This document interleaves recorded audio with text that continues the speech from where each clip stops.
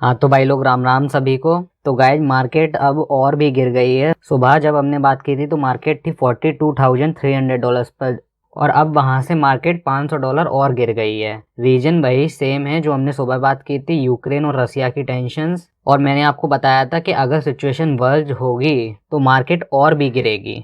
तो exactly guys वैसा ही हुआ है, सिचुएशन और भी वर्ज हुई है। रशिया और यूक्रेन में टेंशन और भी बढ़ गई है। रशिया और यूक्रेन को लेकर न्यूज अच्छी नहीं है। चलिए गाइस, तो सबसे पहले रशिया और यूक्रेन की ये न्यूज देख लेते हैं। सो गाइस, यूएस प्रेसिडेंट जो बाइडन आज रशिया के प्रेसिडेंट पुतिन से बात करेंगे इस पूरे मामले में। देखते हैं वहां से क्या निकल कर आता है। सो गाइस, यूएस के ऑफिशियल से ये स्टेटमेंट आया है कि अमेरिकन सिटीजन इस बात की अपेक्षा बिल्कुल भी ना करें कि यूएस की मिलिट्री उन्हें रेस्क्यू करने आएगी। मतलब कि यूएस गवर्नमेंट यूएस सिटीजन्स को सीधे सीधे बोल रही है कि जितनी जल्दी हो सके यूक्रेन को छोड़ दें, जिससे कि आप समझ सकते हैं कि यूक्रेन में अभी क्या हालात हैं। गाइस, हो सकता है कि वॉर की सिचुएशन यहाँ पे क्रिएट हो जाए। अगर ऐसा हुआ तो केवल क्रिप्टो मार्केट ही नहीं, बाकी सारे मार्केट भी आपको डीप रेड में दिखेंगे। गाइस, सुबह की वीडियो में मैंने आपको बता दिया था कि यूएस और यूके के प्रेसिडेंट ने अपने अपने सिटीजन्स को वापस आने को कहा है, और उसके बाद कुछ मिडिल ईस्ट के कंट्रीज ने भी अपने सिटीजन्स को वापस आने को कहा है, जिसमें कि Kuwait, Saudi Arabia, Jordan, UAE, Israel, इन सभी कंट्रीज ने अपने सिटीजन्स को कहा है कि जितनी जल्दी हो सके यूक्रेन को छोड़ दें। और गाइस, यूएस ने अपने सिटीजन्स को मना भी किया है कि अगर किसी का प्लान है यूक्रेन जाने का तो उसे कैंसिल कर दें, कोई भी ट्रेवल अभी यूक्रेन की तरफ ना करें। लिथुआनिया और इराक ने भी अपने सिटीजन्स को वापस आने को कहा है। Dutch government also advises all citizens to leave Ukraine. Germany ने भी अपने सिटीजन्स को वापस आने को कहा है at a very short notice. तो गाइज, आप समझ सकते हैं कि यूक्रेन और रशिया के बीच अभी कैसे हालात हैं। लगभग 10-12 कंट्रीज ने अपने अपने सिटीजन्स को वापस आने के लिए कहा है। तो गाइज, ऑलरेडी सिचुएशन काफ़ी वर्ज है, जिसकी वजह से मार्केट गिरा हुआ है, और अभी तो मार्केट और भी गिर सकता है। तो मैं आपसे कहूँगा कि नई ट्रेड्स तो बिल्कुल ना लें और फ्यूचर ट्रेड से तो दूर ही रहें। चलिए अब हम बाकी अपडेट्स की तरफ बढ़ते हैं।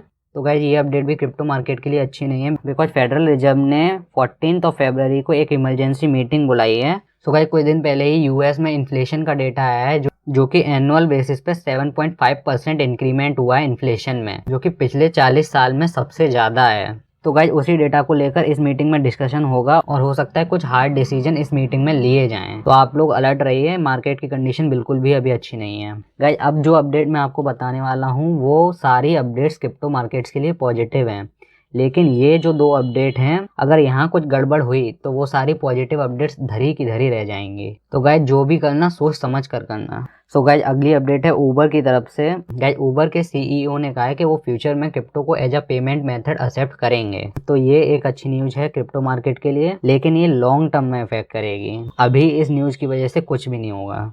गाइज, अगली अपडेट है इंटेल की तरफ से। सो गाइज, इंटेल अपनी ब्लॉकचेन चिप लॉन्च करने वाला है, जिससे कि बिटकॉइन माइनिंग और एनएफटी मिंटिंग आसान हो जाएगी। और ये चिप इंटेल इस ईयर के एंड तक हो सकता है लॉन्च कर दे। और इस चिप के जो फर्स्ट कस्टमर्स रहेंगे वो रहेंगे ब्लॉक इंक और जैक डोर्सी, जो कि ट्विटर के एक्स सीईओ हैं और फाउंडर भी। सो गाइज, अगर इंटेल ये चिप लॉन्च करने में सफल होता है तो ये पूरी क्रिप्टो इंडस्ट्री के लिए बहुत बड़ी खुशखबरी होगी। चलिए गाइज, बढ़ते हैं हम अपनी अगली अपडेट की तरफ, जो कि है शिबा इनू के लिए। सो गाइज, $20 मिलियन के शिबा इनू एक इथेरियम वेल्स ने खरीदे हैं, जो कि एक बहुत बड़ा अमाउंट है। सो गाइज, वेल्स ने शिबा इनू एक्यूमुलेट करना स्टार्ट कर दिया है। अगेन मैं आपसे कह रहा हूँ गाइज, ये सारी अपडेट्स तभी असर दिखाएंगी जब यूक्रेन और रशिया में कंडीशन थोड़ी अच्छी हो जाती हैं, वरना शिबा इनू में अपडेट्स तो काफ़ी अच्छी अच्छी हैं। क्योंकि गाइज 14 फरवरी को शिबा इनू की एक बड़ी बर्निंग होनी है, और 16 फरवरी को शिबा इनू लिस्ट होना है ब्राज़ील के एक बड़े एक्सचेंज पर।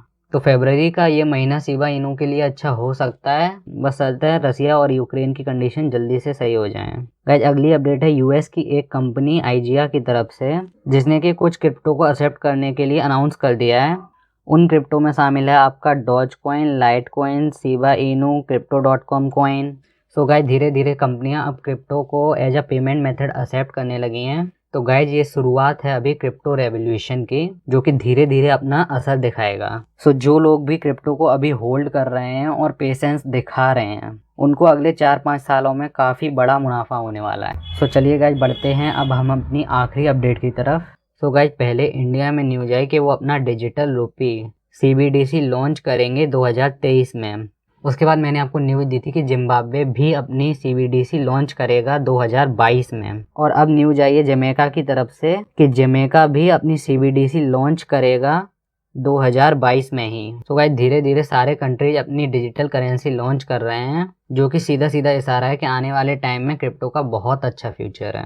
तो गाइस मैंने आपको अच्छी और बुरी दोनों ही अपडेट्स दे दी हैं। आई होप आपको सारी चीज़ें समझ आ गई होंगी।